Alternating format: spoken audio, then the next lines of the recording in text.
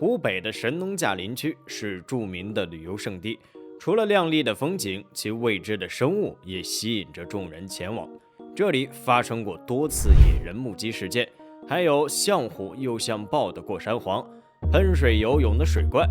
除此之外，长相独特的驴头狼也为神农架增添了一份神秘色彩。这里是万物灵，欢迎关注熊探长，带你探索有灵万物。不过，驴头狼是否为传说还有待考证，因为多年以来，这种生物只闻其声，不见其狼。除了村民口述的亲眼目睹之外，并未有任何影像资料证明这种动物真实存在。而驴头狼首次现身是1970年的时候，在湖北的当阳飞机场，一名站哨士兵听到猪圈异响，走近一看，被眼前的巨狼吓一跳，随即开枪击毙。而后到1981年，新华乡15头村的村民看到驴头狼在河边喝水，驴头狼在看见人类后立即转身逃走。之后几年，陆陆续续都有驴头狼的故事传出，直至1988年，田家山乡红河村10多个村民最后一次看见驴头狼现身雪地后，直到现在就鲜有人再看到驴头狼的身影。由于当时并没有手机、摄影机等这些机器拍照录像，所以很多细节只能从村民口中得知。而根据这几次目击记录，我们了解到驴头狼是一种驴头狼身的动物，体型就和毛驴一样大，有一对驴一样的大耳朵，头骨到背部有一条长鬃毛，有着锋利的爪子和坚硬的獠牙，是一种食肉动物。具体以什么动物为食，并没有准确的科学依据，但有传闻说看到驴头狼有猎食家禽、拖咬小孩的情况。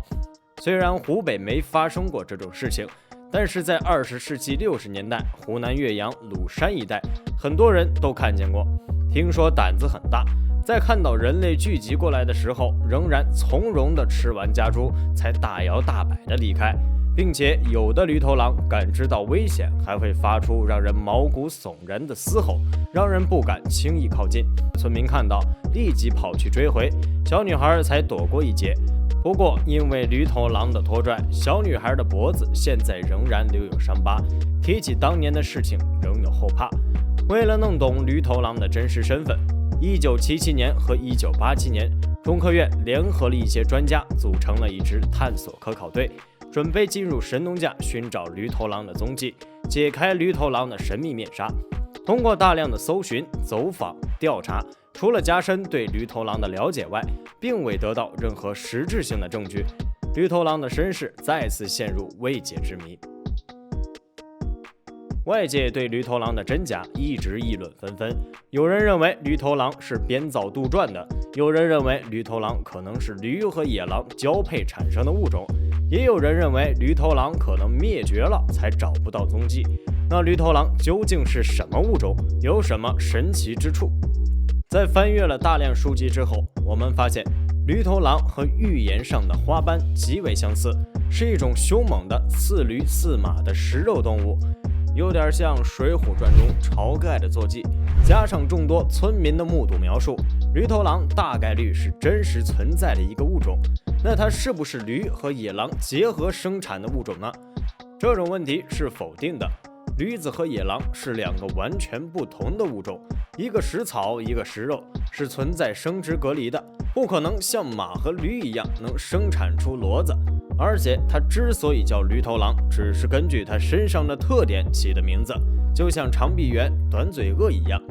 那驴头狼究竟是何方神兽？从目前搜集到的东西和有限的资料来看，专家得出了2种最有可能的结果。一种可能是野狼白化产生的物种，白化动物在神农架已经不是什么稀奇的事情。早在上个世纪50年代，就有一只白化的熊被发现，当时就有专家预测，白化熊可能就是人们一直追寻的野人的踪迹。它经历白化后毛色变浅，一些毛发脱落，又在野外会直立行走，所以有很大的概率会被认错。而野狼白化也会有这种可能性存在。白化动物除了毛色发生变化外，其他特征几乎不会发生改变。在毛发脱落的过程中被发现，误认为新物种，此后加上以谣传谣，驴头狼就诞生了。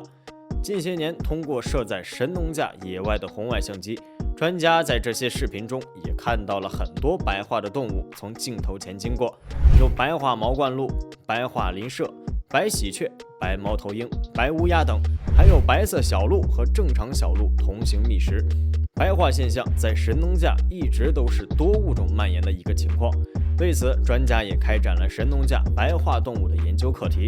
白化现象从研究结果来看，极大可能是因为动物基因发生突变，缺少了合成黑色素的酪氨酸酶，导致动物出现白化现象。但是这个现象似乎并不影响动物生存，它们照样可以生存繁殖。而造成动物白化的原因可能是环境因素，神农架里的矿物质和正常环境不一样，或者有放射性物质的存在，但这仅仅只是猜测，因为白化问题在神农架仍然需要时间和资料来进行深入研究探讨。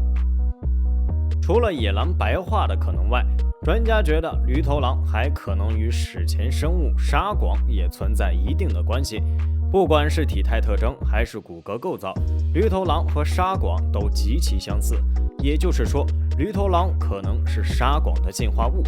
沙广是在700多万年前就灭绝的物种，也同样拥有着驴头狼身。从它的化石来看，沙广的行走方式和现在的马很相似，都是用指头的关节行走，而它与驴头狼最大的区别就是食物。沙广主要以草为食，是一个比较挑食的动物。达尔文的进化论提过“物竞天择，适者生存”，这句话同样适用于当时的沙广。在弱肉强食的环境里，想要生存下来，就要一步一步进化出适应当下环境的特征。专家预测，可能当时的沙广并未灭绝，只是经过几百万年的进化，变成了现在的驴头狼。而进化是以万年为单位，沙广几百万年的存在，足以进化出一个全新的物种。就像我们熟悉的大象，经过上千年的演化，由短鼻子的墨狐兽变成了长鼻子的大象，长出象牙，体态倍增，经过演化变成了各个形态的动物，比如与驴头狼极其相似的四不像，或者是掏缸之王猎狗，都有可能与沙广有关系。对于食草动物进化成食肉动物，这不是不可能的事情。就拿已经灭绝的袋狮来说，它的祖先就是素食动物，现在与它最为亲近的就是蠢萌的树袋熊，但是袋狮确确实实就是食肉动物，所以沙广这个草食动物进化成食肉动物的可能性非常大。而且因为超速进化，我们已经能看到很多食草动物开始吃肉了，比如吃小鸡仔就像嚼爆米花那样，学生食堂倾倒的猪肉摇身一变成猪食，很大程度都与人类脱不了干系。对于之后驴头狼的消失，可能因为人类的干预，栖息地减少，食物匮乏，驴头狼停止进化，最后导致灭绝，所以人类才无法追寻到它的踪迹。也有可能藏在深山某处，某一天会重新出世，只有等待时间的见证，才能解开驴头狼的身世之谜。你有见过这种动物吗？欢迎留下你的经历故事。非常感谢您看完本期万物灵。如果您喜欢熊探长的视频，欢迎点赞、收藏、评论、加关注。您的关注是熊探长探秘的最大动力。